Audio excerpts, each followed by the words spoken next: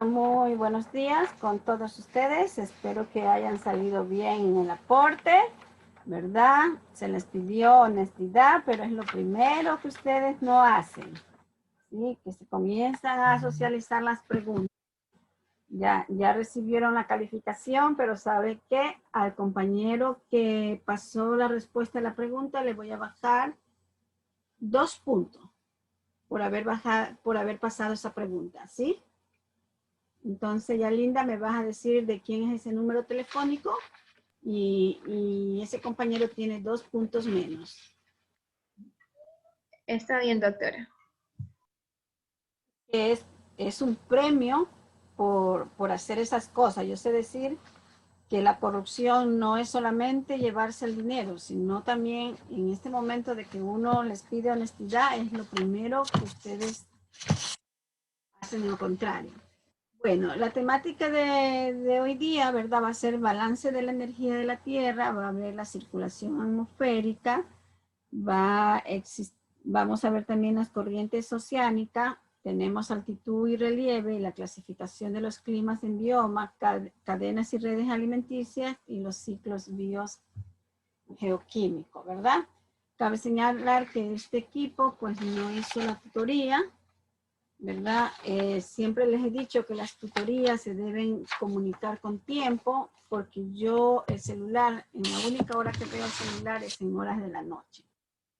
Yo cuando estoy dando en clase, a menos que sea de urgencia, que yo vea que es el decano o es algún docente, yo contesto. Pero los mensajes, hasta los mensajes del chat de docente, se quedan para las 10 de la noche en adelante poder revisar.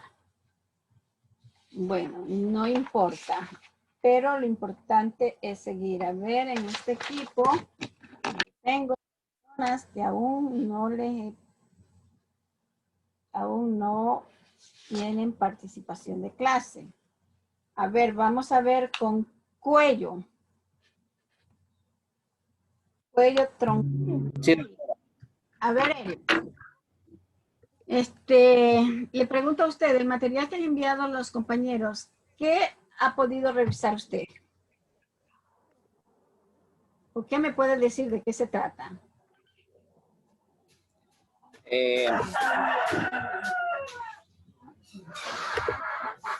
Sobre la exposición que van a dar ahora, doctora. Sí, señor. ¿Leyó o no leyó? Sí, doctora. Ya, entonces me puedes hacer sobre el balance de la Tierra, sobre el balance de la energía de la Tierra. Sobre el balance, ya, pero dígame qué es. O sea, la cantidad de energía de la Tierra se resulta de dividir al constante de nivel solar. A ver, primeramente... Esta energía puede pasar, va a pasar una serie. Eri, escúchame, ¿qué es energía?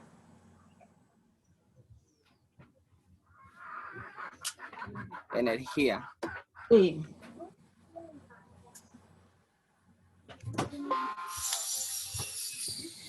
Te vuelvo a preguntar, Eri, ¿leíste? Sí, doctora. Entonces deberías de contestarme, porque una de esas preguntas del aporte fue sobre qué es energía. Es la capacidad que tiene la manera de producir trabajo en forma de movimiento, como luz, calor. A ver, recapitule por favor bien la conceptualización. Tienes ideas, pero no está claro.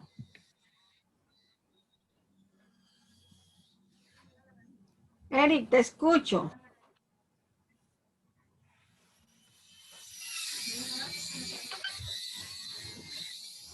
Bueno, cabe señalar que a mí lo que no me gusta es yo estar llamando y que el estudiante no me conteste, ¿sí?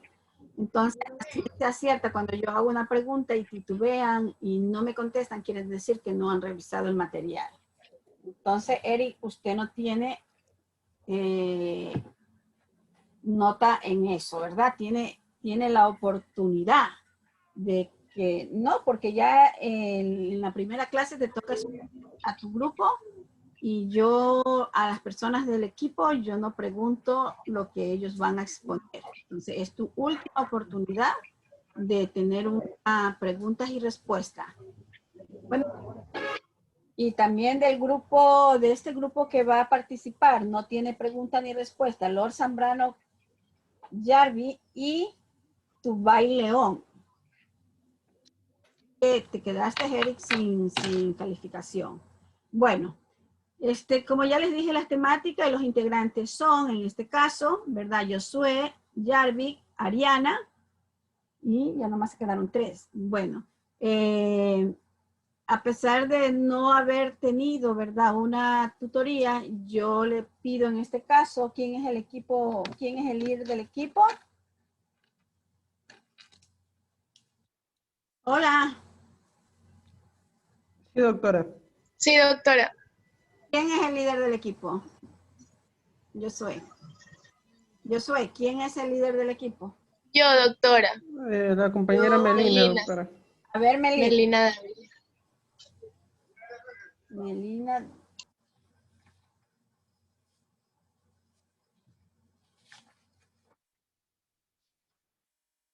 Cuarto A. Melina, yo no te tengo aquí. Así es tu apellido, Dávila. A ver, tengo. Sí, Dávila Solórzano. En ese equipo tengo Lord Zambrano, Jarvi, Tubay y Cedeño. No, doctora. No, Tubay no va, doctora. Ya, a ver. Tranquilas. A ver, Melina, dime quiénes son los del equipo. Tubay lo tacho. Ya. Es Josué Cedeño, Lilibet Loor Ya. y mi persona, Ariana Dávila. Y Bucheli tampoco. No, ella no está en mi grupo. No, Creo que doctora, se las retiró. dos chicas fueron las que se retiraron. Ah, ya. Entonces voy a escribir Melina Dávila. Ya. Melina Dávila. Usted es la líder, ¿no?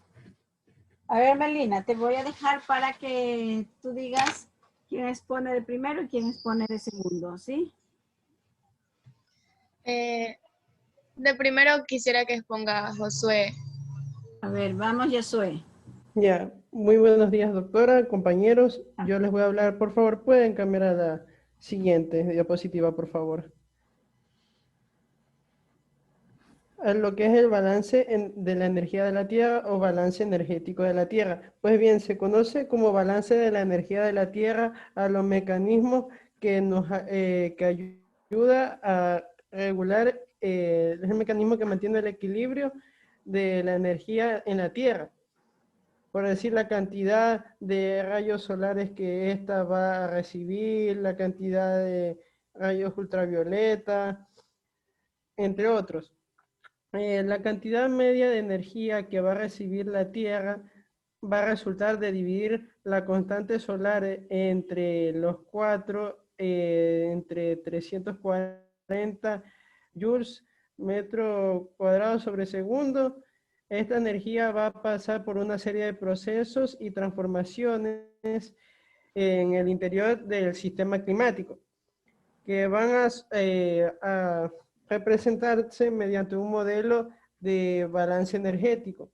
Para ello se va a considerar la cantidad de energía que va a llegar a la Tierra, la cual va a ser de 340 joules metros cuadrados por segundo, la cual va a equivaler a unas 100 unidades. En la que parte de la energía, en la parte de la radiación solar que va a llegar a la Tierra va a ser reflejada. El porcentaje que va a verse reflejado se va a denominar albedo.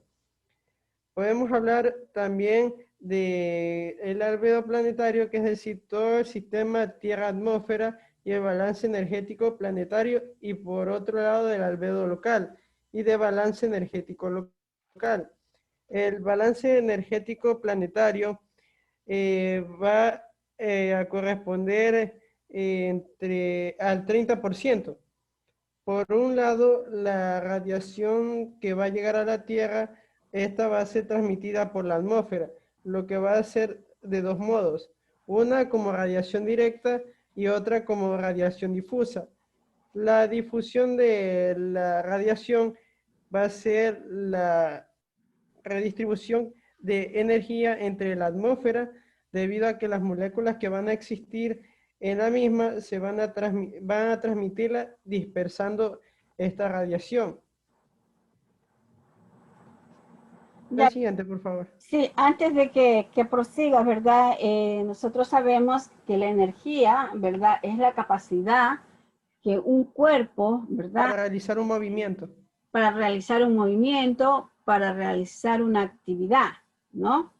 Ya, Exacto. en el caso de nosotros los humanos, ¿verdad? Nosotros recibimos la energía a través de los alimentos, ¿sí? Bueno, ustedes se han metido mucho a otra área, porque, o sea, sí deberían de haber puesto sobre la balanza de energía, pero no así tan técnica como lo han hecho, sino más bien relacionar ese balance de la energía con nosotros los seres humanos. No nos olvidemos que nosotros estamos, ¿verdad?, estudiando ecología humana. Entonces, estas cositas son las que se pasan cuando ustedes no hacen tutoría, ¿sí? Pero bueno, ya estamos, ¿sí? Ah, listo, doctora. Continúa. Lo que quiero, lo que quería dar a entender con lo del equilibrio energético de la Tierra es que mediante las células atmosféricas son las encargadas de transmitir la energía, es decir, que esta de aquí va a transmitirla a cada individuo, que a animales, plantas, a los seres humanos, lo que nos va a nosotros ayudar en ciertos aspectos. Uno, por ejemplo, vendría siendo de las plantas, que ayuda a su crecimiento. Y asimismo va a suceder con las personas que, eh, bueno, se dice que ahí, como decían los abuelos, que cuando uno recibe sol, evita que uno pierda color. Esto es lo que nos va a ayudar estos tipos de células atmosféricas y la energía que va transmitiendo la Tierra. Siguiente, por favor. Sí, verdad, es que lo que pasa es que si nosotros nos vamos a la naturaleza, ¿verdad? Quien provee toda esta energía es el sol a través de, de sus rayos, ¿no? Y cabe señalar que la clasificación de los rayos también tenemos los rayos ultravioleta, el A, B y C, ¿verdad? También tenemos en este caso la luz visible, que es la que nosotros palpamos, ¿no? Y inclusive, ¿verdad? Si estamos hablando también sobre aquella energía, pues tenemos que ver, bueno, si alguna vez ustedes se dedican al área de la pediatría, ¿verdad? Ustedes van a poder darse cuenta que hay niños que nacen con ictericia, es decir, como un color naranja, amarillo, qué sé yo.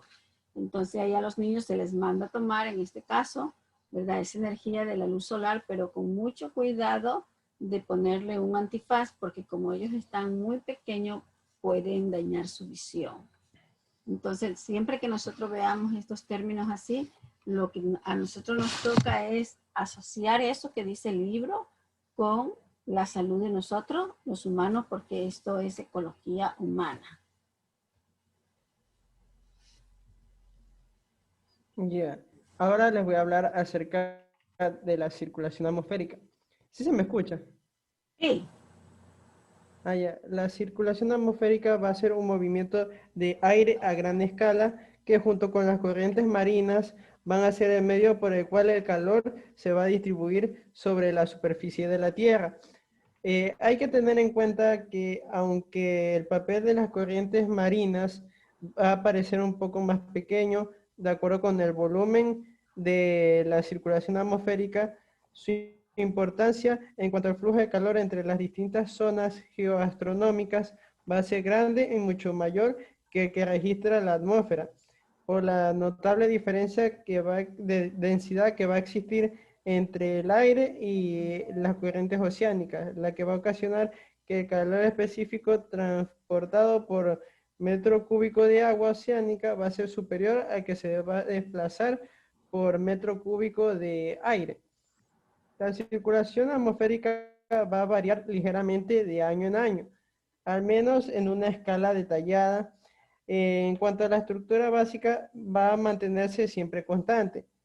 Sin embargo, los sistemas atmosféricos individuales, es decir, la depresión, la latitud, las células convectivas tropicales, van a ocurrir aparentemente en forma aleatoria, y se va aceptando que en el tiempo meteorológico en una escala ya sea local o regional no se vaya a pronosticar más allá de un solo periodo. Quizás un mes, tal vez eh, pueden ser días, teóricamente hablando. La siguiente, por favor. Y bueno, también sabemos que nuestra Tierra, ¿verdad? Tiene dos movimientos, el de traslación y de rotación. Ustedes saben que ya eso estudiamos, ¿verdad? Cuando estábamos en la escuela. Y todos sabemos que nuestro país está ubicado en esta parte media, ¿verdad? Donde está la línea, ¿verdad? Que inclusive aquí vemos la palabra Ecuador. Entonces, dependiendo de las horas que vayan pasando, pues la Tierra va dando giro, ¿no? Ujú. De pronto nosotros podríamos decir, no, la Tierra no gira porque nosotros estamos sentados si no nos movemos de este sector, ¿verdad? Pero si nosotros vemos el ejemplo, les invito a entrar a la página del internet, ¿verdad? El movimiento Coriolis, que ahí, ¿verdad? Es como que si ustedes tuvieran un tanque, ¿verdad? Un tanque en forma redonda, una persona está de este lado y otra persona está de este lado. Ya supongamos que la persona que está de este lado coge una manguera, ¿verdad? Coge una manguera y él cree que realmente está dirigiendo el agua a la persona que está acá, ¿no? Entonces, es bien cierto, él quiere mojar a esta persona, pero como la Tierra va haciendo su movimiento de acuerdo a las manecillas del reloj, ¿verdad? Entonces ya cuando él ya dice que ya va a echar el agua, ¿verdad? Ya abre la llave para que salga el chorro con agua, del chorro de agua, entonces ya no le va a caer, porque ya esta persona que estaba sentadita o estaba de pie, ya se movió un mínimo de ese lugar, ¿sí? Entonces eso lógicamente que también ese movimiento tiene mucho que ver, ¿verdad? El movimiento del aire, ¿sí? Y nosotros, ese movimiento que da el aire, ¿verdad? Lógicamente que muchas veces nosotros podríamos decir, uy, sí que está haciendo viento, ¿verdad? O no está viento. Y que con ese movimiento del aire, conjuntamente con las corrientes marinas, ¿verdad? Es quien nos va a distribuir, nos va a decir, bueno, si ahora pasa la corriente marina la corriente del Niño, que es caliente, ¿verdad? Posiblemente nosotros también vamos a sentir calor.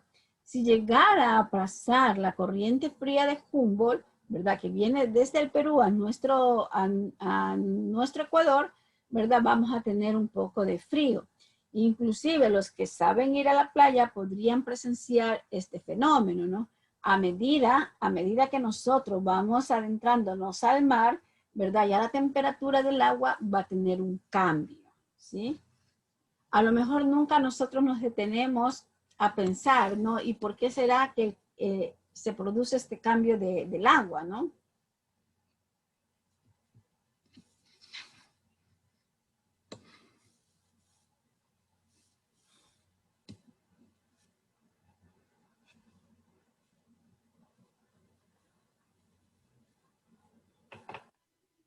¿Seguimos, Josué? Ya, sí.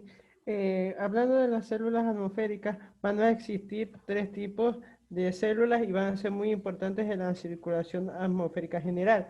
Entre ellas tenemos la célula de Halley, la cual va a ser una célula de circulación cerrada de la atmósfera. Esta se va a extender desde el Ecuador hasta, latitudes de unos 30 grados en ambos hemisferios. El calor va a ser transportado mediante un movimiento celular de tipo convectivo, donde el aire caliente va a ascender en el ecuador y se va a desplazar hacia zonas que vayan a tener una mayor latitud. Esto va a estar acompañado a este ascenso de aire, van a estar acompañados fenómenos como, por ejemplo, en la zona de convergencia intertropical. Otro tipo de células encontramos las células Ferrel, las cuales se van a encontrar entre la célula de Halley y la célula polar. Es decir, que esta se va a encontrar desde los 30 grados a los 60 grados más o menos en ambos hemisferios. Esto va a depender de la célula de Halley y polar para su existencia. Esta va a funcionar como una célula atmosférica oscilando entre otras células que van a dar como resultado las circulaciones en remolino, que se las conoce como zona de mezcla. Y por último tenemos las células polares, las cuales se van a encontrar en latitudes de 60 grados hasta los 90 grados en ambos hemisferios. Esto se produce por el frío polar y va a generar altas presiones permanentes, las cuales van a ayudar a desplazar el aire frío desde superficies de zonas de baja presión, donde va a volver a ascender, se va a calentar y van a volver hacia los polos. Muchas gracias.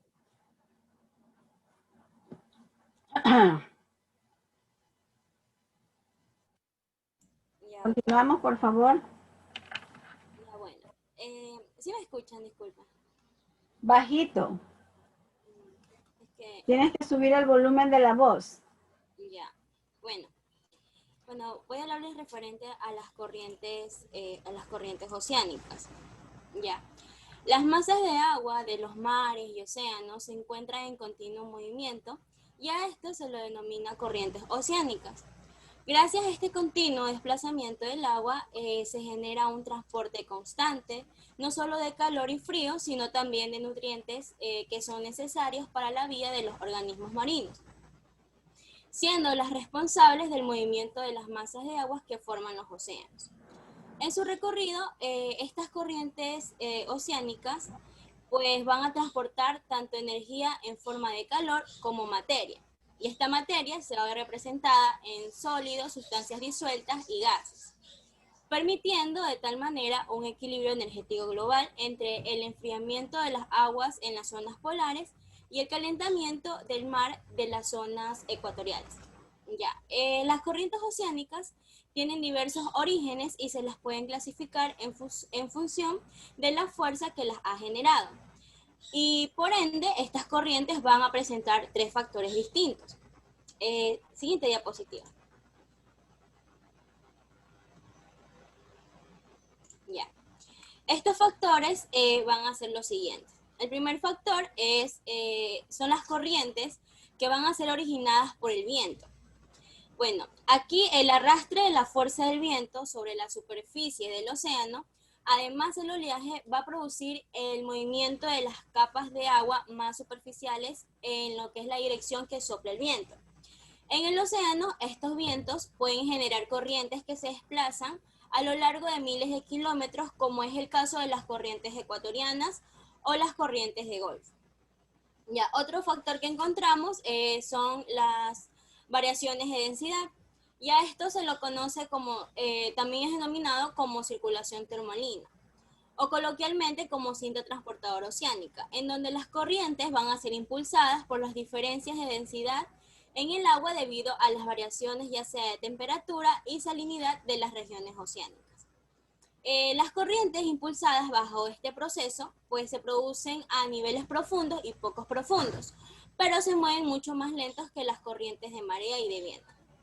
Ya, y por último, el otro factor que conlleva a la formación de las corrientes oceánicas van a ser lo que son las corrientes de marea, que básicamente van a ser ascensos y descensos del nivel del agua del mar que crean corrientes poderosas, especialmente cerca de las costas. Y este tipo de corrientes afecta el clima global, ya que circula en las aguas cálidas del Ecuador y las frías de los polos. Siguiente diapositiva, por favor. ¿Usted es de aquí de Manta? Sí, doctora. ¿Ah? Pregunto, ¿usted tiene familia que se dedican a la pesca? No, no tengo. No. ¿Verdad? Yo tengo, doctora. Eso tiene. A ver, Josué, Sí, yo tengo.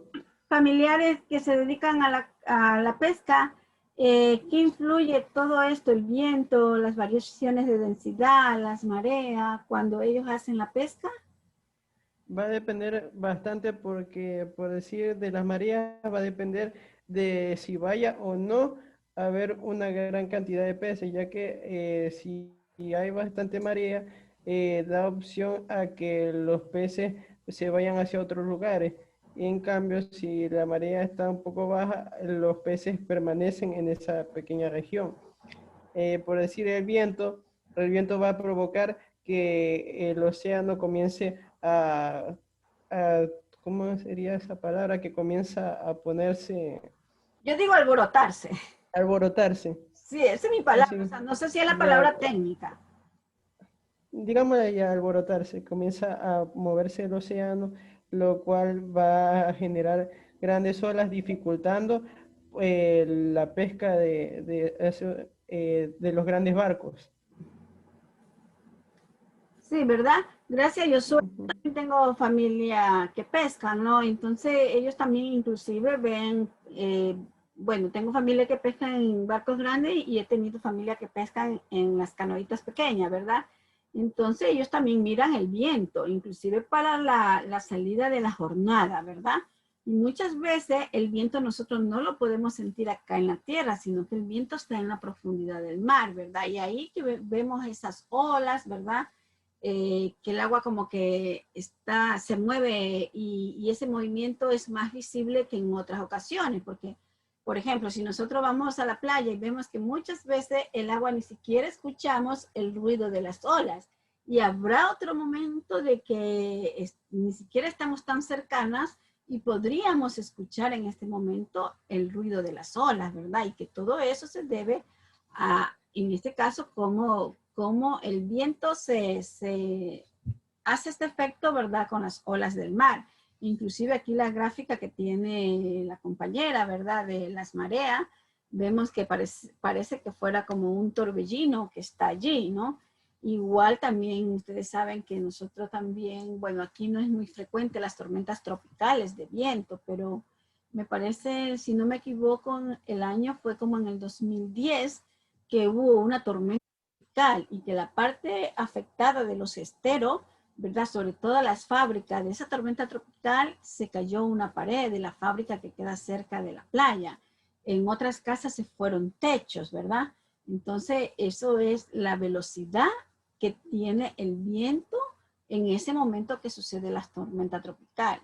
Después de esa tormenta, no he escuchado que haya existido otra, ¿no?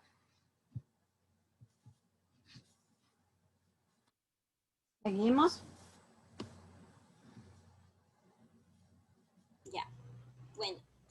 Entre los tipos de corrientes oceánicas vamos a encontrar las corrientes costeras, las corrientes de resaca o de retorno, las corrientes de viento, las corrientes de convección y las corrientes por mareas. Siguiente diapositiva, por favor.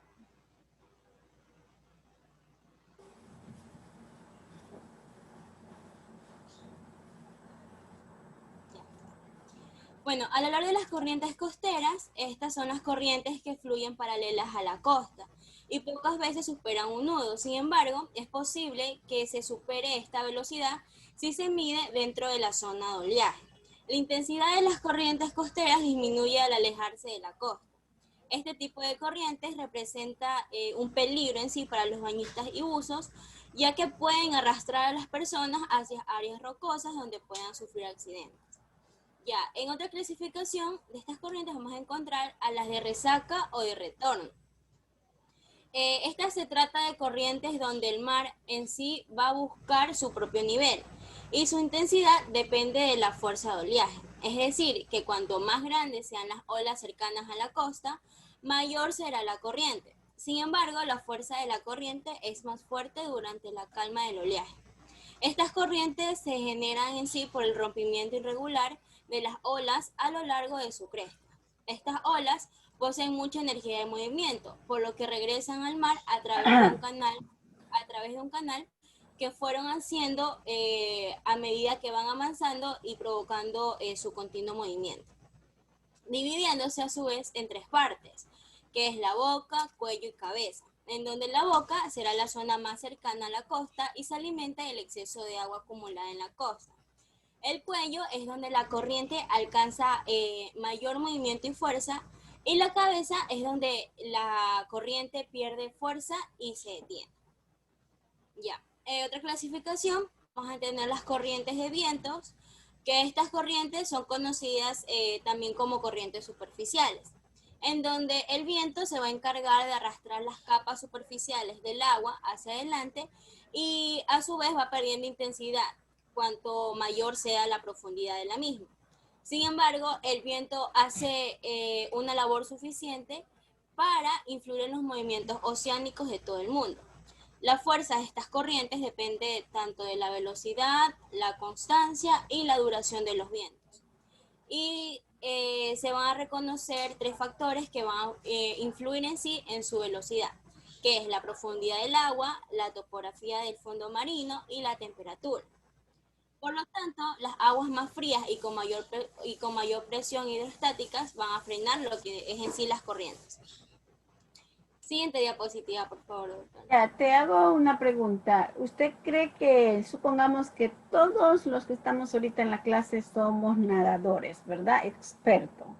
¿Usted cree que si nosotros introducimos al mar cuando hay esta resaca, nosotros tendríamos riesgo de perder nuestras vidas? Claro, es que, o sea, obviamente el hecho de que uno sepa nadar o seamos buzos profesionales, tenemos en sí que ver cómo está las corrientes oceánicas. En este caso, como lo acabo de mencionar, estas corrientes de resaca o de retorno son muy peligrosas, ya que van a influir a llevar a la persona hacia áreas rocosas, donde obviamente van a producir accidentes, inclusivemente produciendo la muerte, porque prácticamente estas van a variar mucho en lo que es su densidad, su temperatura. Entonces el hecho de que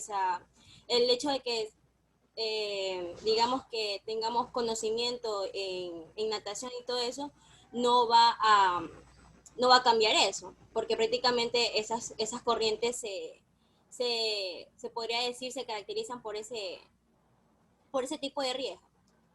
Sí, ¿verdad? E inclusive en las noticias mismo sabemos escuchar por temporadas, ¿verdad? Que entran al mar y ya no salen. Entonces, si ya no sale, pues si no se los llevó un pirata, pues quiere decir que se ahogaron y después a los días ya aparece el cuerpo, ¿no? Esta partecita de aquí sí es que tenemos que tener mucho cuidado al entrar al mar.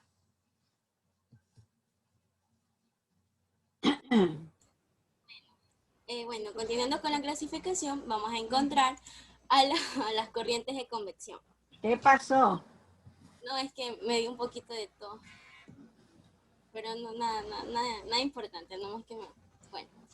En otra clasificación vamos a encontrar a las corrientes de convección o corrientes de circulación profunda, que también son impulsadas en parte por los vientos, pero su característica principal es la variación de temperatura de las aguas. O sea, estas corrientes se caracterizan por la variación de su temperatura. Ya. Y por último tenemos a las corrientes por mareas, que estas son corrientes cercanas a las costas. Ocurren por interacciones gravitacionales entre lo que es el Sol, la Luna y la Tierra, manifestadas a través de subidas y caídas de los niveles del mar. Ya, le pregunto, Lili Bella, le pregunto, cuando nosotros entramos al mar, ¿verdad? ¿La temperatura varía a mayor profundidad, enfría o es caliente? ¿Y por qué? Bueno, o sea, también depende mucho del clima. Porque, por ejemplo, hay veces en que la temperatura del mar en parte es caliente y en parte es fría. Pero esto depende en sí de la temperatura en el que se va a encontrar el mar. Por ejemplo, como son los diversos tipos de corrientes que he estado mencionando, cada una se caracteriza por ejemplo, las resacas o las que acabé de mencionar ahorita último, que son las corrientes de marea. Estas se caracterizan por la temperatura. Entonces, en sí ya va a depender de qué tipo de corriente sea. O sea, al momento de que haya un tipo de temperatura, en este caso, un cambio de temperatura en lo que son las corrientes oceánicas, vamos a saber que se trata de la clasificación de una corriente de marea, porque prácticamente allí como que varía la temperatura del mar. Y en sí, a mayor profundidad, la temperatura va a aumentar. En lo que respecta a... ¿Qué me quieres decir cuando dice la temperatura va a aumentar? Es decir, que, ¿cómo lo explico? O sea, la temperatura es como que se va, en parte del agua se va a poner turbia, como que se va a entibiar, por decirlo así. Mm, no sé. Yo lo que te... Profesora, ¿Sí? a mayor profundidad la temperatura del mar disminuye. Por eso los buzos profesionales tienen que usar trajes de neopreno para mantener aislada la temperatura corporal. Sí, ¿verdad? Disminuye. ¿Sabe por qué disminuye? A ver, déjame ver qué encuentro aquí en este escritorio. Ah, la caja de mis lentes. Ya, supongamos que este sea el mar, supongamos, ¿verdad? Este es el mar. Entonces, aquí está lo que es la playa, esto es la orilla y vamos a profundidad, ¿no? Imaginémonos que estos dedos son los rayos solares. Entonces, los rayos solares, ¿verdad? No van a penetrar a mayor profundidad del mar. Entonces, es por eso que podríamos sentir nosotros una temperatura un poco fría a la que nosotros recién ingresamos al mar, ¿no? Sí, ¿quién me dijo? ¿Anthony? ¿Anthony Ruperti? Ah, ¿sí? Sí, tú me dijiste eso, ¿verdad? Sí. Ya, gracias. ¿En qué equipo estás, Anthony? En el que sigue, en el 7. Ah, ya. Anthony, tienes doble actuación. Ya, sigamos. Ya, ya. Bueno, terminando lo que acabé de mencionar con las corrientes, con la clasificación de las corrientes oceánicas, hay que tener en claro que, o sea, en sí, por qué es importante saber sobre estas corrientes oceánicas, o sea, en sí su importancia. Bueno, como lo hemos mencionado antes, los buzos profesionales y por pasatiempo claramente deben conocer todos los tipos de corrientes oceánicas y sus características, pues de esta manera evitarán peligros por succiones. Competidores olímpicos de vela o los que se dedican en sí al nado en aguas abiertas hacen uso de las corrientes para mantener su velocidad y por ende ahorrar energía. Sin olvidar el punto anterior, claro, obviamente de lo que es evitar el peligro de arrastre. Las corrientes también van a beneficiar lo que es el transporte y comercio, ya que la propulsión por viento y oleaje a la misma dirección va a reducir lo que es el costo de combustible en los viajes. Otra importancia de las corrientes oceánicas que deberíamos tener muy en cuenta es que regulan el clima de todo el mundo y ayudan a mantener a su vez la biodiversidad marina saludable. Y también el transporte de nutrientes que va a enriquecer a las aguas y permite una mayor diversidad de las especies. De igual forma, las corrientes frías y cálidas son importantes en las migraciones de numerosas especies marinas. Ya, siguiente diapositiva. Bueno, al hablar de la altitud, básicamente nos vamos a referir a la distancia vertical que existe entre cualquier punto de la Tierra en relación al nivel del mar. Para calcular la altitud se toma como referencia el nivel del mar y es por ello que la altitud se expresa en metros seguido del símbolo MSNM, que posteriormente se va a significar metros sobre el nivel del mar.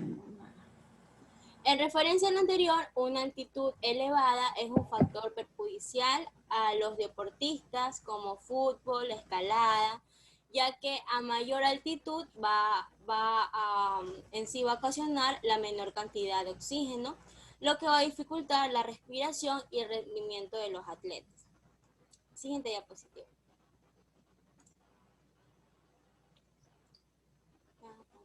Ya. Bueno, la altitud puede ser, bueno, en la clasificación de la altitud puede ser ortométrica y elipsoidal. La altitud ortométrica pues se caracteriza por ser la distancia de un punto situado sobre la superficie terrestre en relación en este caso, al plano de referencia.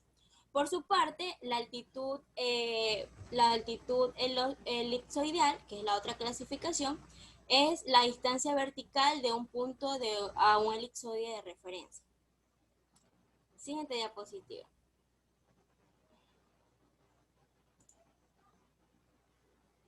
Ya, mientras tanto, al hablar o a referirnos al relieve, estas van a ser irregularidades y desniveles que se forman en la corteza terrestre, continental y oceánica.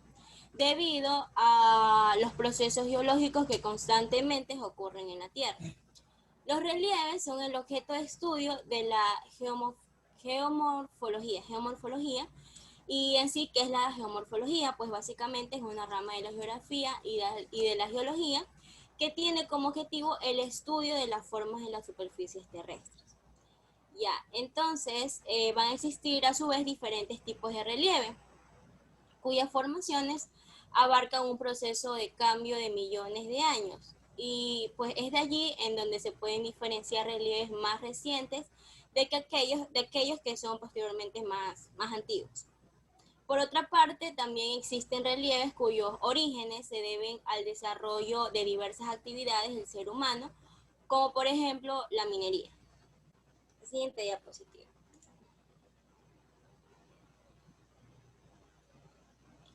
Ya, en lo que es la clasificación del relieve, vamos a encontrar al relieve continental o emergido. Ya, este relieve es aquel que se va a encontrar en las zonas emergidas, abarcando cerca del 30% de la corteza terrestre. El relieve continental va a presentar diversas irregularidades en la superficie de la Tierra, como consecuencia ya sea de la erosión, de las lluvias, los terremotos y demás acciones terrestres que van a ocurrir posteriormente a lo largo del tiempo. Siguiente diapositiva, por favor. Ya. En este tipo de clasificación, claro, obviamente de clasificación de relieve, vamos a encontrar a las montañas, que son uno de los relieves más conocidos y fáciles de identificar por las personas, ya que son elevaciones que pueden alcanzar varios kilómetros de altura sobre el nivel del mar. Gran parte de estas montañas se han formado como consecuencia del plegamiento de la corteza terrestre debido al choque de las placas tectónicas. Incluso algunas montañas derivan de la actividad volcánica y posteriormente de sus erupciones. Ya, al hablar de las colinas, que es otra clasificación dentro de lo que es este relieve, básicamente van a ser elevaciones de menor tamaño que las montañas y pendientes suaves. Generalmente estas colinas miden un máximo de 100 metros de altura y se pueden formar debido a la erosión de grandes montañas o por una falla en el terreno. Ya. Los valles, pues estos se forman a través de las depresiones o partes bajas de la montaña que se van a encontrar próximas. Básicamente estos valles son característicos por ser terrenos planos y muchas veces van a ser atravesados por un río, cuya erosión también participa en la formación de los mismos. Ya, las mesetas, estas mesetas también tienen otro nombre, también se las conoce con otro nombre, que son los altiplanos, y estos van a ser relieves altos y antiguos con superficies planas debido a los efectos de erosión y de desgastes en las montañas. Estos se pueden encontrar entre 600 y 5.000 metros sobre el nivel del mar. Y las llanuras, pues estas son grandes extensiones de tierra que se encuentran a pocos metros sobre el nivel del mar y pueden estar rodeadas de montañas o colinas. A su vez, estas extensiones de tierra tienen suaves elevaciones y pueden variar según el tamaño de su extensión. Ya, las depresiones son aquellas zonas que se van a encontrar por debajo del nivel del terreno que las rodea, y su origen en sí es variado, ya que en algunos casos estas se va a producir por erosiones, por el impacto de meteoritos, entre otros. Ya, una pregunta, Lilibet. Imaginémonos que esta fotografía que usted tiene aquí, ¿verdad? Es el Chimborazo, ¿ya? Nuestras personas mayores, ¿verdad? Nos dicen que en el Chimborazo casi había hielo, casi hasta la mitad en este caso del volcán. Ya. ¿Y por qué cree usted que ya ahora, cuando nosotros vamos a Quito, ya no vemos el Chimborazo hasta la mitad del hielo, sino que vemos esta partecita de aquí arriba solo con hielo? ¿Por qué cree?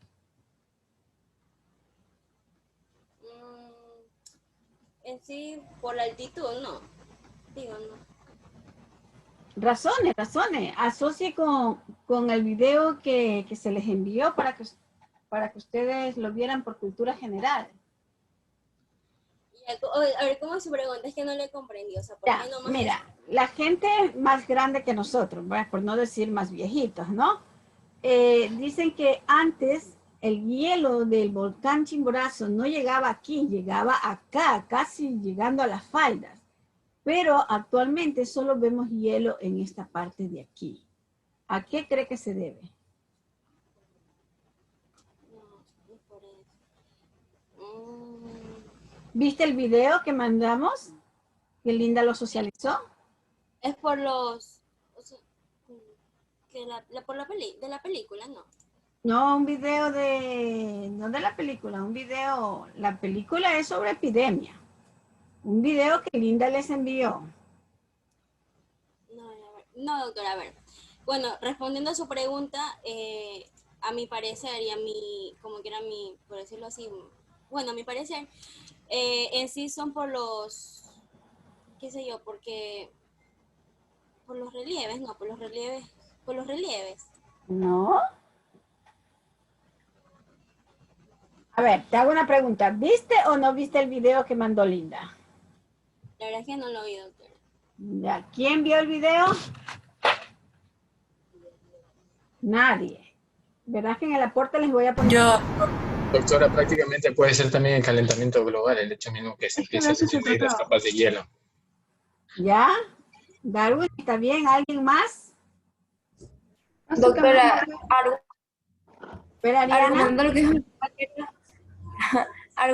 mi compañero Darwin, también puede ser por las temperaturas, son distintas. ¿Ya? ¿Alguien más? Bueno, en el video hablaba mucho sobre el descongelamiento del Ártico y cómo afectan la emanación de CO2 y prácticamente esto hace de que la capa de ozono en un cierto punto empiece a dañarse a tal grado de que el sol nos afecta mucho más y por ende se empiezan a derretir bastante los polos. Y por eso es que actualmente ya no se ven tanto los glaciares, sino que el planeta se está afectando a tal punto en el que incluso, como se veía en el video, hay ciudades que viven con una capa de hielo debajo de ellas y por eso en el video se ve cómo esta se va deslizando por el hecho de que este hielo se está derritiendo. Perfecto, ¿verdad?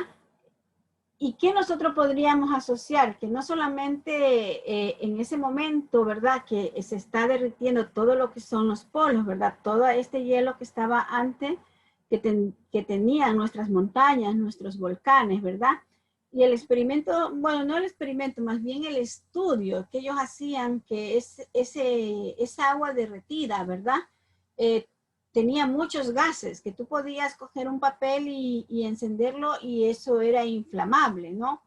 También el estudio que le hicieron a las aguas es que esas aguas estaban llenas de virus de pandemias que ya pasaron pero que se han hecho más fuertes y otros virus que todavía no salen a la luz. Y no sabríamos decirle, cuando ya se vaya a derretir todos estos polos, ¿verdad? Obvio, va a haber contaminación del agua. Entonces, si hay contaminación del agua, se van a dañar lo que es el sistema biótico, ¿verdad? Tanto los animales, las plantas y nosotros los humanos. ¿Por qué? Porque si ya el agua está contaminada, ¿qué vamos a beber? Y si bebemos esa agua, pues lógicamente vamos a calmar un poquito la sed, pero también nos va a dañar, ¿no? Y también cuando nosotros estudiamos las montañas, ¿no? A medida que supongamos que empezamos a caminar desde aquí, ¿verdad? Nosotros que no estamos enseñadas a este clima que está acá, ¿verdad? A lo mejor solamente llegamos hasta aquí y ya sentimos malestar, cansancio, cefalea, náusea, etcétera, etcétera. Y va a haber un momento que entre mayor altura sobre el nivel del mar, ¿verdad? Nosotros a lo mejor terminemos congelados, ¿sí? Y es por eso que cuando se hacen estas excursiones, ¿verdad? Siempre hay que ir con un guía y ese guía también tiene que saber primeros auxilios y tiene que tener capacidad de raciocinio, o sea, decir, si Isabel Zamora ya no avanza, no es que le vamos a decir, suba, suba, que sí avanza, ¿verdad? Entonces, eso es lo que nosotros tendríamos que ver. Y otra cosa también, hablando un poco de la temperatura y el clima, ¿verdad? Muchas veces, esto es real, ¿verdad? Vino una persona de Quito acá y ella se sentía mareada, ¿ya? Y entonces la llevamos al seguro y en el seguro le dijeron que era vértigo, ¿ya? Que era vértigo, pero ya llegando a Quito le preguntábamos que cómo iba con el vértigo y ella dijo que no sentía nada, ¿no? Y que pudo haber sido, ¿verdad?, sobre la temperatura, sobre el nivel del mar, que ellas allá en Quito están acostumbrados a una parte más alta, en cambio nosotros estamos justo a nivel del mar, ¿no? Y ella se reía, no es vértigo, dice, fue por el cambio de clima, porque ella ya angustiada se fue a hacer atender de su médico de familia que tiene allá en la sierra, ¿no? Entonces, eso es lo que nosotros tendríamos que ver, o sea, ¿para qué nos sirve esto de la temperatura? ¿Para qué nos sirve esto del nivel del mar? ¿Para qué nos sirve conocer cómo funciona tal cosa de lo que tenemos en el ecosistema? Sino que es más bien relacionar todo aquello que pasa en el ecosistema con la salud de nosotros los humanos, ¿sí? Entonces, nosotros podríamos dar un diagnóstico, si lo damos así, sin pensar, sin saber tantas cosas, ¿verdad? Podríamos dar un diagnóstico falso positivo o falso negativo. Entonces, hay que tener mucho cuidado, ¿no? Y a pesar que en ella se le notaba que no era de acá por la forma de vestir, la forma de hablar y todo lo demás, ¿no? Y algo parecido también nos puede pasar a nosotros cuando cambiamos de clima, ¿no? De aquí de la costa a ir a la sierra.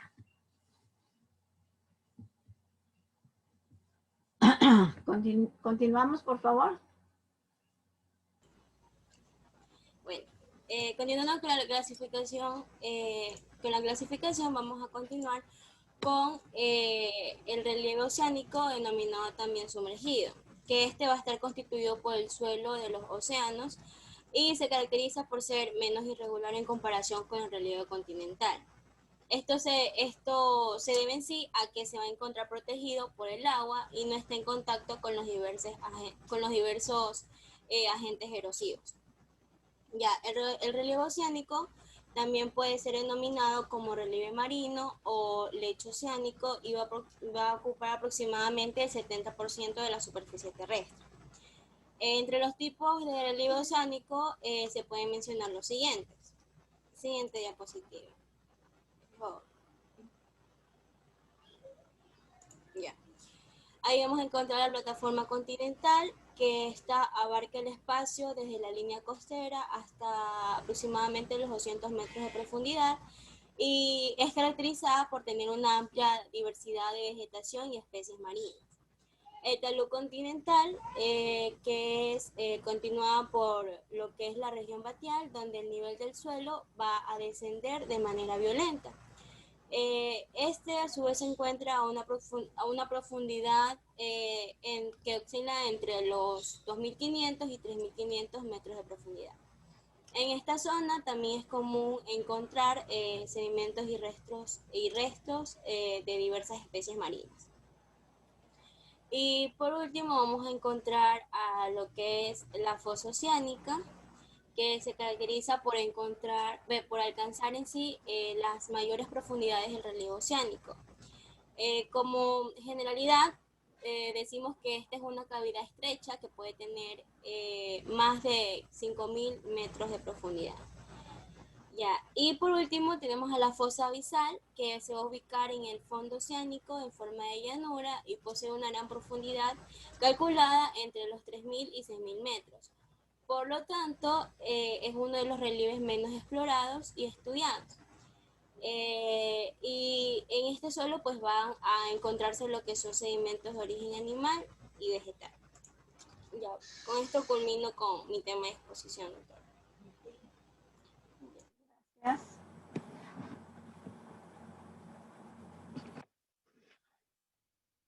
Seguimos, por favor. Bien. ¿Sí se me escucha? Sí. Sí. Ya. Yo les voy a hablar acerca de las cadenas y las redes alimenticias. Pues como podemos ver en la imagen, esta va a consistir en una serie de relaciones de alimentación entre las poblaciones de una comunidad, las cuales pueden presentarse de manera gráfica como cadenas o redes alimenticias.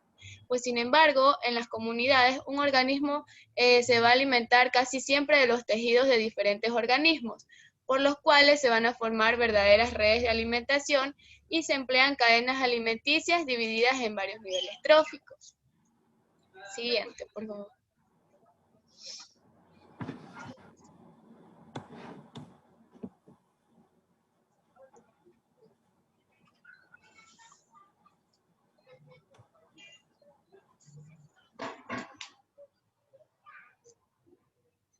Es que tiene que decir aplastarlo porque tiene transiciones, entonces cada cuadrito va a aparecer.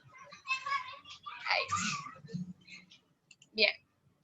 En cuanto a las cadenas tróficas, pues estas aquí se van a definir como el número de etapas que define un organismo.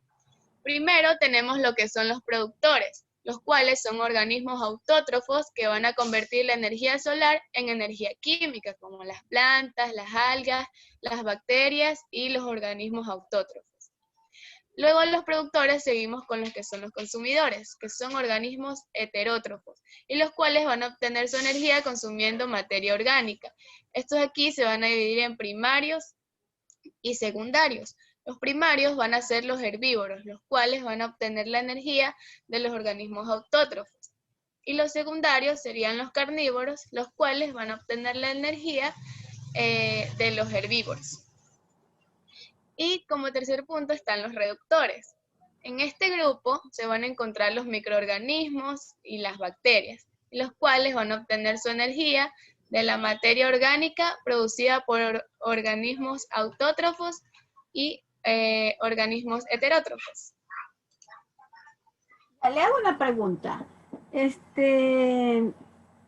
Bueno, nosotros somos seres bióticos, ¿verdad? Que nos alimentamos de las plantas, que nos alimentamos de los animales. ¿Y usted cree que nosotros, como seres humanos, a través de las plantas y de los animales que utilizamos, que empleamos, que comemos, que nos servimos, nosotros también estaríamos consumiendo esa energía solar que les da a ellos? Yo creo que sí. ¿Ya por qué?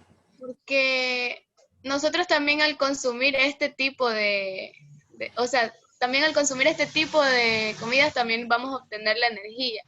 Y esto nosotros también creo que vamos a estar incluidos en lo que son las cadenas alimenticias, porque todo es como una secuencia y dependemos de esto prácticamente.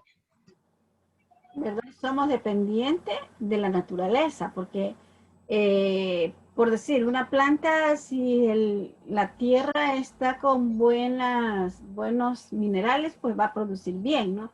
Y no necesitamos añadir más, pero sin embargo, nos tenemos que comer aquellos animales y aquellas plantas para recuperar nuestras energías. Y verdad, y yo iba un poquito más allá, ¿no? Ustedes saben que cuando hablaron de la fotosíntesis, si se acuerdan, ¿verdad? Allí hablaban de la fotosíntesis donde manifestaban que nosotros indirectamente también estamos consumiendo aquellas radiaciones que el sol, ¿verdad? Emite en esta parte a los vegetales y a los animales, ¿no? En eso, y de igual, pues nosotros también, ¿verdad? Entramos dentro de esta clasificación, ¿verdad? Porque yo sé decir que muchas veces nosotros tenemos, por decir, una gallinita, la amamos, la queremos, podríamos tener un chivo que hasta nombre le ponemos, y ya cuando está grande, lamentablemente, lo matamos y vendemos la carne y también nos servimos, ¿no? O sea, primeramente nosotros mostramos una conducta muy amigable y cuando acuerda ya somos hostil, porque en el momento de quitarle la vida a estos animalitos, pues ya estamos, como quien dice, dañando el ecosistema en esa parte. Pero como una vez dijo un estudiante, doctora, pero es que es necesario. Si no lo hacemos, entonces vamos a morir de hambre, ¿sí? Y ahí nos beneficiamos solo nosotros como humanos. No se beneficia en el caso de otra especie, no se beneficia. Sí, es verdad.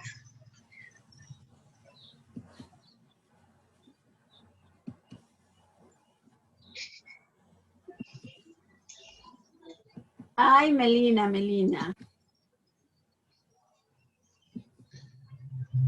Ya. Bueno, La cadena alimenticia general se va a iniciar primero con los productores, como ya les dije.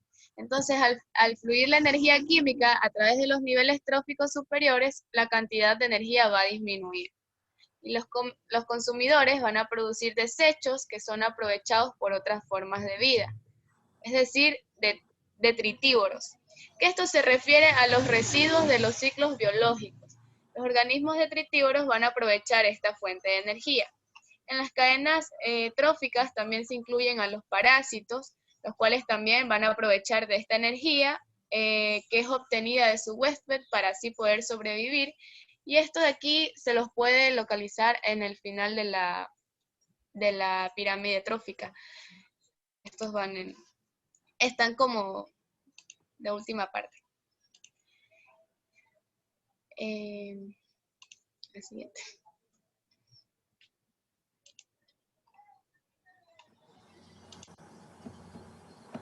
Ahora les voy a hablar de la ley del 10%. Pues de acuerdo con la segunda ley de la termodinámica, la energía absorbida de los consumidores se va a disipar en forma de calor a través de los procesos biológicos del organismo. La cantidad de energía transferida a través de los niveles tróficos solo va a representar aproximadamente un 10% de cada nivel, y el 90% de la energía se va a disipar en los procesos metabólicos. La cantidad de energía absorbida por los organismos fotosintéticos, esto de aquí va a depender de la escala trófica, donde la energía se va a transferir puede variar de 3 a 5 niveles. En la representación gráfica de los niveles tróficos, pues se los llama pirámides, y este de aquí va a ayudar a entender la forma en que se reduce la energía biológica útil que pasa de un nivel a otro. Las pirámides están formadas por los productores, el segundo piso está constituido por los herbívoros y los carnívoros, y las pirámides, pues estas pueden ser de energía, de biomasa, numéricas, y estos valores también se expresan en calorías, en la segunda en kilos o toneladas, y la tercera se puede expresar en lo que son números. Ya, Melina, en verdad, como usted ha mencionado aquí a las calorías, en el caso de que nosotros consumamos un producto de origen animal, sea pollo, gallina, chancho, vaca, conejo, entre otros, ¿verdad? Según la clasificación de alimentos, pues tenemos que 1 gramo de proteína, ¿verdad? Nos da 4 calorías. 1 gramo de carbohidratos, ¿verdad? En el caso de, por decir, del arroz, del fideo, ¿verdad? De las papas, de la yuca, 1 gramo de esa nos da 4 calorías. Y 1 gramo de grasa, cuando nosotros consumimos, ¿verdad? El aceite, la mantequilla, la margarina, entre otras, o simplemente la comida que está súper grasosa, estamos consumiendo 9 calorías. La palabra caloría es como cuando nosotros decimos 1 libra, ¿verdad? Es la unidad de medida. Entonces, acá lo que nosotros consumimos, que se llama el valor calórico total, ¿verdad? Se expresa en calorías. Entonces, es por eso cuando nosotros decimos, a ver, va a tener Melina, dependiendo de su índice de masa corporal, le voy a dar una dieta o un plan de alimentación de 2.200 calorías. Imaginémonos que Darwin parece que está un poquito gordito porque lo veo por ahí, el brazo, ¿verdad? O yo no sé si será músculo. Entonces, dependiendo de la actividad física que también tenga Darwin y de lo que él está acostumbrado a comer, pues yo le podría bajar, si él consume 2.500 calorías, lo podría dejar primero en 2.000. Pero yo no lo puedo bajar a 1.200 de una. Entonces, siempre para reducir de peso se van bajando 500 calorías, ¿sí? Y ahí poco a poco hasta llegar a un ajuste. Y cabe decir que esto que usted habla aquí sobre la alimentación, cuando nosotros hacemos un plan de alimentación, tiene que ir este plan de alimentación de acorde al paciente. Porque si yo te hago un plan de alimentación cuando en la interrogación que yo te he hecho y tú me dices que no te gusta el pescado, y si yo te pongo en el plan de alimentación el pescado, entonces ese plan de alimentación no va a dar efecto, ¿sí? Primero yo tengo que negociar contigo, enseñarte a comer pescado, pero no te lo pongo en la dieta, sino que te enseño, ¿ya? Entonces, a eso nosotros llamamos las calorías, la unidad medida que nosotros expresamos cuando hacemos un plan de alimentación.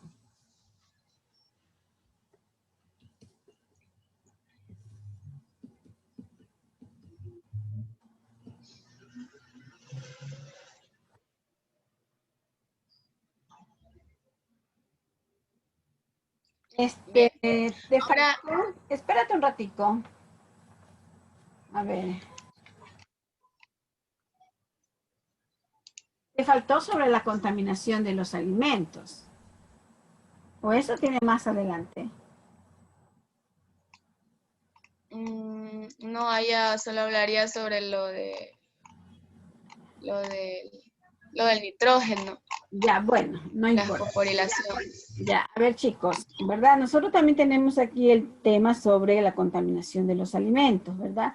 Ustedes saben que los alimentos así no son contaminantes, sino más bien en la forma de almacenar los alimentos, en la forma de preparar los alimentos, ¿verdad? Podríamos nosotros acarrear un problema de salud. A esto nosotros le llamamos seguridad alimentaria, ¿verdad? ¿Qué es la seguridad alimentaria? Que el alimento debe de ser controlado desde el momento que se va a sembrar hasta el momento que llega a la casa y ya tenemos que servirnos, ¿no?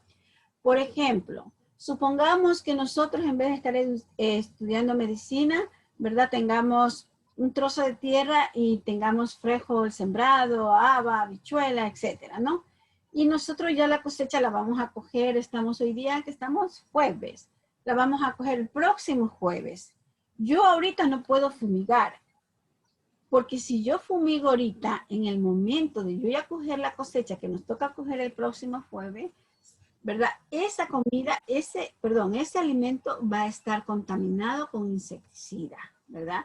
Y eso es tóxico para nuestra salud. Ya, eso por una parte. Por otra parte, la contaminación de los alimentos, también tenemos una alimentación cruzada. ¿Qué quiere decir una alimentación cruzada, verdad? La alimentación cruzada es que si yo tengo esta tabla y este es mi cuchillo y yo aquí vengo, pico, abro la carne, ¿verdad? Y por algún motivo simplemente puse la tabla o el picador, como a veces le sabemos llamar, ¿verdad? Lo más le pongo en el grifo y no le restrego con cepillo ni con jabón, ¿ya? Y despuésito yo vengo y dejo la tabla allí. Y luego, voy a hacer una ensalada fría. Entonces cojo la cebolla, tomate y comienzo a picar aquí. Pero no me percato que la tabla no ha estado bien lavada, ¿verdad? Entonces las bacterias que dejan en este caso los alimentos de origen animal, ¿verdad? Contaminan al vegetal. Y ustedes cuando hacemos una ensalada fría, hacemos la ensalada fría y ya va directo a la boca, ¿no? Aunque nosotros tengamos las medidas para lavar los vegetales, que usamos las gotitas que venden en el Supermaxi, o que lavamos con agua de la llave y después lavamos con agua tibia, ¿verdad? Exacto, hacemos todito eso. Pero esta tabla que ya está contaminada es lo que va a infectar a los alimentos. Y nosotros de pronto decimos, ay, pero ¿qué nos hizo daño? ¿Qué nos hizo daño? ¿Sí? Y no sabemos, y damos, y damos. Lo mismo pasa cuando nosotros recalentamos la comida, ¿verdad? Ustedes saben que nadie me puede decir que no come comida recalentada, aunque no deberíamos de comer. Pero ahora como está la situación, si nos quedó un arroz en el almuerzo y estamos acostumbrados a comer arroz en la merienda, lo comemos, ¿no? Pero ese arroz debe de ser calentado muy bien, es decir, le pongo un poco de agua segura, ¿verdad? Y lo pongo a calentar, pero no solamente un calentado que lo viro y ya estuvo, sino que el arroz tiene que tener la misma temperatura como que si yo recién lo estuviera haciendo fresco, ¿ya? Igual pasa con las sopas. Las sopas no es solo calentar, es hervir, porque en ese momento que hay cambios de temperatura, allí se provoca la proliferación de los alimentos, ¿verdad? Una de las ETA, cuando digo ETAs estoy hablando de enfermedades transmisibles por alimento, ¿verdad? Son las amebas, los parásitos. Y nadie puede decir yo no tengo parásito. Así sea que yo ahorita me tome un antiparasitario, yo ya mismo mañana, más tarde, otra vez los vuelvo a tener. ¿Por qué? Porque ustedes saben cuáles son las condiciones del agua que viene, del agua potable, ¿verdad? ¿Qué hace que yo tome agua de bidón? ¿Qué hace que yo tome agua hervida? Si yo los platos los lavo con el agua de la llave, si yo los alimentos los lavo con el agua de la llave, ¿verdad? Entonces, lógicamente ahorita nos desparasitamos y después de 8 días volvemos a tener una carga parasitaria. Entonces, todas esas cosas influyen. Otra cosa también hay por la toxicidad, ¿verdad? Por lo general, cuando hablamos de toxicidad, estamos hablando del botulinio, ¿verdad? El botulinio es el que se genera o el que crece en las latas, por decir, en un atún, en un producto enlatado, ¿verdad? Yo siempre sé decir, supongamos que este es el atún, y el atún tiene que estar liso, que no tiene que tener ni una parte que esté aplastada, ¿verdad? Que esté deteriorada, porque entonces ese atún ya no está para el consumo humano. Tiene que estar de la forma lisa. Entonces nosotros podríamos, por no desechar ese atún, ¿verdad? Nosotros venimos y lo comemos, porque es verdad, eso nos cuesta plata, ¿no? Y entonces, pues, nosotros de pronto nos vamos a intoxicar con algo y no sabemos exactamente qué es, ¿no? Y por eso que cuando es así, se les pregunta, ¿es una intoxicación alimentaria o qué? Porque las intoxicaciones hay varias, alimentarias, por el ambiente, por los animalitos, por las sábanas, qué sé yo. Entonces, todas esas cosas es que nosotros tenemos que tener en cuenta. Cabe señalar que yo este material todavía no lo voy a hacer al Teams, no lo voy a subir al Teams. Yo les voy a agregar unas láminas sobre contaminación ambiental de los alimentos y también les voy a agregar unas láminas, ¿verdad? Que tengan que ver con los pisos climáticos, con la temperatura. Entonces, quiere decir que ustedes van a bajar. Cabe señalar que yo los materiales que subo al Teams, no les puedo decir si a todos les he hecho modificaciones, pero sí a unos les he hecho modificaciones. Entonces les recomiendo bajar para que ese material lo tengan para el examen, ¿sí? Ahora continuamos. Bien. En cuanto a los ciclos bioquímicos del agua, sabemos que esta se va a regir por un ciclo y va a pasar por los 3 estados de la materia, los cuales son sólido, líquido y gaseoso. La importancia del agua en los seres vivos es una continua fase de las formas de la vida y también un componente indispensable que comprende al 60% de los organismos vivos.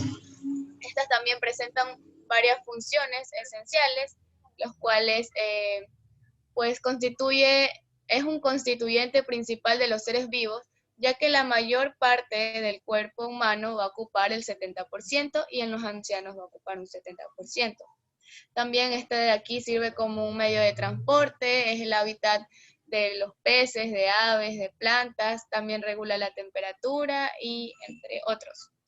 También tenemos lo que es la sobreexplotación y desperdicio del agua, que por ejemplo si nosotros no cuidamos el agua va a llegar un momento en el que se va a escasear o se va a contaminar y ya se han presentado algunos problemas en varias zonas de otros países, en los que la gente que tiene agua la desperdicia y hay otros que carecen de ellas y pues ya en un futuro esto ya sería como un conflicto que sería de escasez de agua.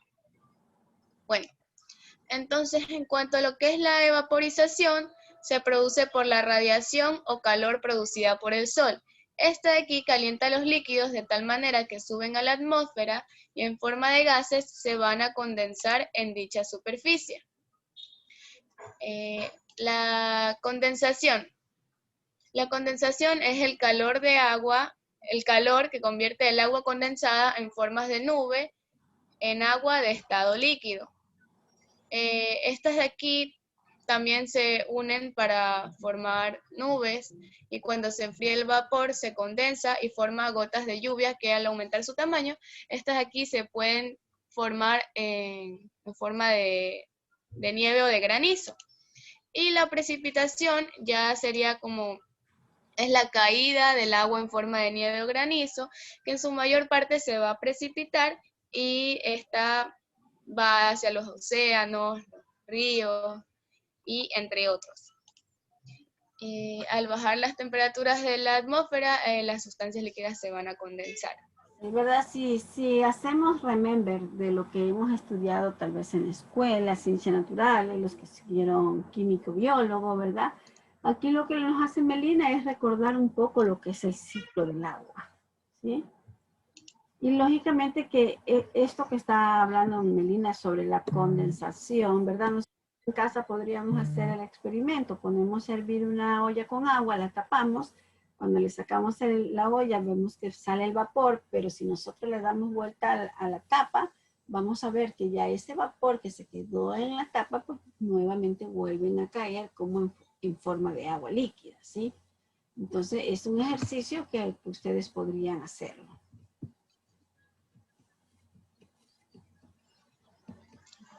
Bien, ahora hablaré sobre los ciclos bioquímicos. Pues los seres vivos necesitan entre 30 y 40 elementos químicos para poder desarrollarse, los cuales van a circular en el medio ambiente en el que habitan. Los elementos químicos se pueden clasificar en dos grupos, como son los macroelementos y los microelementos. Los macroelementos son aquellos que necesitan grandes cantidades, como es el carbono, el hidrógeno, el oxígeno, el calcio y entre otros. Y los microelementos son los que se requieren en menor proporción, pero sin dejar de ser indispensables para la vida, como el magnesio, el zinc, el cobre y otros. En estos ciclos bioquímicos es importante destacar que los elementos pasan de una forma inorgánica a la orgánica y por lo tanto va a existir un cambio químico. También aquí van a intervenir lo que son los seres vivos, los organismos, los reproductores y entre otros. Un poco, Melina, ¿verdad? Aquí nosotros lo tenemos como macroelementos y microelementos. Cuando ya ustedes vean la parte de nutrición, ya no vamos a decir macroelementos ni microelementos, sino macrominerales y microminerales, ¿no? Y un poco retrocedo también a la contaminación de los alimentos, ¿no? Supongamos que estuviéramos viviendo en años atrás, ¿verdad? Y tuviéramos recipiente de zinc. Y que nosotros hiciéramos, ¿verdad? Un jugo, por decir, de naranja, de limón, ¿verdad? Un recipiente de zinc. Entonces, ¿qué es lo que hace el ácido de la naranja y del limón? Desprender ciertas partículas del zinc. Y nosotros venimos y bebemos el agua, bebemos el jugo, ¿verdad? Y si es que siempre vamos a usar ese recipiente para hacer nuestras bebidas, pues lógicamente habrá un momento que vamos a tener una acumulación de zinc en nuestro organismo, ¿verdad? Y es por eso que de eso se aprovecha el mercado, de que nos ofrecen ollas de aquí, ollas más allá y ollas más para acá, ¿verdad? Y otra contaminación que es muy frecuente es el plomo. Ya, nosotros tomamos plomo sin darnos cuenta en el agua, porque el agua está por tuberías de plomo. Las vajillas que nosotros nos servimos alimento tienen plomo, así por mencionarle unos ejemplos, ¿verdad? Y también consumimos plomos, ¿verdad? Bueno, que eso ya no sería una contaminación de alimentos, sino más bien una enfermedad por el exceso de plomo, pero que no necesariamente lo adquirimos por los alimentos, sino más bien en la fuente de trabajo que cada uno pueda tener, ¿no? Obvio, ustedes no creo, pero por ejemplo, creo que los que trabajan en rayos X tienen que tener mucho cuidado por las radiaciones y por la contaminación que pueda existir allí.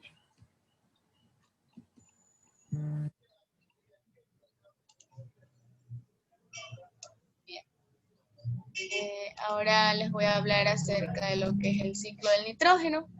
Este aquí es muy abundante en la atmósfera y va a constituir en un 78%. Este no va a estar disponible para todos los organismos y la importancia que tiene el nitrógeno es que es muy fundamental para las proteínas, las cuales van a tener varias funciones, como actúan en defensa en los anticuerpos, inmunoglobinas que actúan en particular contra un agente específico, también funcionan como enzimas y forman hormonas como la insulina y la hormona de crecimiento. Ahora en la fijación del nitrógeno es la transformación del nitrógeno atmosférico en nitratos y sales de amonio. Y este aquí puede fijarse en tres formas, como es la fijación atmosférica, fijación industrial, fijación biológica. El flujo del nitrógeno se da una vez que las plantas absorben los nitratos o sales del amonio del suelo y lo utilizan para formar sus propias proteínas que se van a transferir a través de una cadena alimenticia. ¿Verdad? Imaginemos que ustedes tienen un paciente con problemas de la función renal, ¿verdad? Nosotros, dependiendo en qué estadio está el paciente, pues tenemos que disminuir las proteínas y sobre todo nosotros disminuimos más y que yo también recomiendo casi a toda la población que carnes rojas consumamos una vez a la semana y que si después queremos consumir carne, pero consumamos, por decir, carnes blancas, ¿verdad? De pollo, de chancho, otras veces pescado, pero la carne roja, si la pudiéramos evitar, sería bastante para nosotros, que no debemos esperar enfermarnos, sino que tenemos que hacer prevención. Cabe señalar que el nitrógeno, ¿verdad? Es el gas que se encuentra en mayor proporción en el ambiente. Ese es el gas que se encuentra en mayor proporción. Está más o menos como en un 70-72%.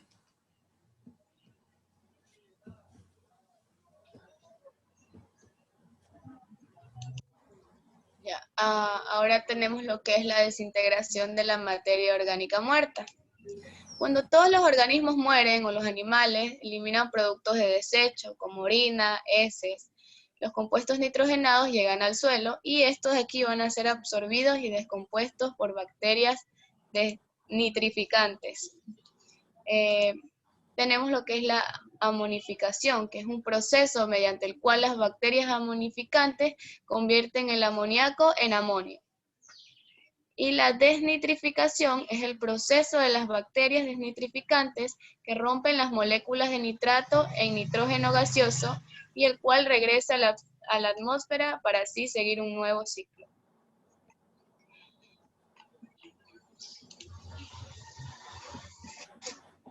Y por último, tenemos la importancia del fósforo, que es el macroelemento más importante de todos los organismos vivos, junto con el nitrógeno y el potasio. Este de aquí es necesario para la fosforilación de los azúcares y su metabolismo, también va a intervenir en la fotosíntesis y la respiración, y por último es una parte integral de dientes y huesos en los que se encuentra como fosfato de calcio. Y ya. Gracias. No han puesto evidencias del trabajo autónomo. A ver, chicos y chicas. Ese está en el informe. Ya. Chicos y chicas, bueno, esta es la última clase que nosotros tenemos del año viejo, ¿verdad? Este año que ya pronto va a terminar. El primer día de clase, sabe que nosotros tenemos una semana más de clase y luego tenemos los aportes, ¿verdad? Ya. En esa semana de clase, pues, el equipo que falta tiene que presentar la exposición. Por favor, manden la exposición con tiempo. No esperen mandarlo en la mañana, que así los compañeros no tienen posibilidad de revisar, envíenlo. Ahorita ustedes tienen mucho tiempo para enviar. Otra cosa, ¿verdad? Yo a partir de la próxima semana ya comienzo a revisar los proyectos y estarán pendientes. Yo les he de mandar un mensaje a la presidenta diciéndole que ya los proyectos están subidos en TICS para que vean las correcciones y vean su calificación. Eso por una parte. Por otra parte, ¿verdad? Nosotros tenemos que hacer una propuesta de solución. Por decir, supongamos que estoy hablando de accidentes automovilísticos, ¿verdad? Que contaminan el ambiente o carros que emanan mucho gas, dióxido de carbono. ¿Cómo yo debo prevenir eso? Entonces yo tengo que hacer un video diciendo, a ver, para prevenir, no contaminar el aire con el dióxido de carbono, los carros que ya tienen tantos años de vida y que tienen dañado su escape, etcétera, etcétera, tienen que cambiarlo, tienen que modificarlo, qué sé yo. Y todas las acciones que nosotros hagamos, ¿ya? Entonces, pero ese video tiene que ser subido, ¿verdad? Tiene que ser subido a un YouTube para que todo el mundo, pero ustedes no le pueden subir todavía hasta que yo no les dé el visto bueno. Ya, en lo último del proyecto, ¿verdad? Habla sobre las metas. Ustedes saben que ahorita no nos podemos fijar metas cuantitativas, pero sí nos podemos fijar metas cualitativas. ¿Qué quiere decir? Que ¿cuál sería la meta? Todas las personas que observen el video, ¿verdad? Cuando habla sobre el impacto, no se puede medir el impacto, ¿verdad? Porque como no estamos en presencial, ¿verdad? No sabemos cuántas personas vayan a acceder a hacer lo que nosotros proponemos. Y así, datos que no tenemos, por ejemplo, cuando habla del grupo de estudio, tampoco, ustedes redactan bonito, tampoco tenemos grupo de estudio, ¿verdad? ¿Por qué? Porque estamos vía virtual. Entonces, nuestra muestra o nuestro grupo objetivo es todos los que puedan visualizar el video. ¿Ya? Entonces, así van redactando unos puntos que realmente no lo vamos a poder hacer, pero lo importante es que ustedes sepan que una propuesta lleva eso. Y al final, ya después que ponen ustedes las conclusiones y las recomendaciones, pues ponen propuesta. Ya que la propuesta, ustedes le ponen la propuesta de este trabajo va a ser esto, esto, esto, esto, así por puntos. Ya cuando ustedes hagan la propuesta en video, ahí ya es diferente. Y también en el PowerPoint, porque ustedes tienen que presentar todo lo que han hecho en PowerPoint, pero por ejemplo el marco teórico no lo vamos a poner en letra como está, tenemos que ponerlo en un marco conceptual. Quiere decir que apenas podrán ser máximo, no más de 10 láminas, porque una lámina va para los objetivos, otra lámina la carátula, otra lámina el mapa conceptual y antes creo que 10 es mucho, ¿sí? Entonces, yo estoy presta, ¿verdad? Cuando ustedes necesiten alguna idea, alguna inquietud que tengan, ustedes me escriben. O sea, el líder del equipo me escribe y se identifican, porque yo a todos no los tengo grabados. Entonces, por decir, me escribe a Melina y me dice, Melina, doctora, yo el teléfono de Melina, no la tengo grabada Melina, ¿no? Doctora, soy Melina, la coordinadora del equipo tal, nuestro tema es este y queremos ver si usted le puede hacer una revisión. Entonces viene y me lo envía por ese mismo medio, por el WhatsApp. Me lo envía, ¿sí? Cabe señalar que yo esto de aquí no voy a subir hoy día porque ni siquiera voy a dejar grabada. Este PowerPoint lo bajé del WhatsApp, porque donde yo lo dejo ¿cómo se dice? En el disco duro se me convierte en la barriguita y palitos, barriguitas negras y palitos que yo tengo que llevar a revisar las máquinas, ¿sí?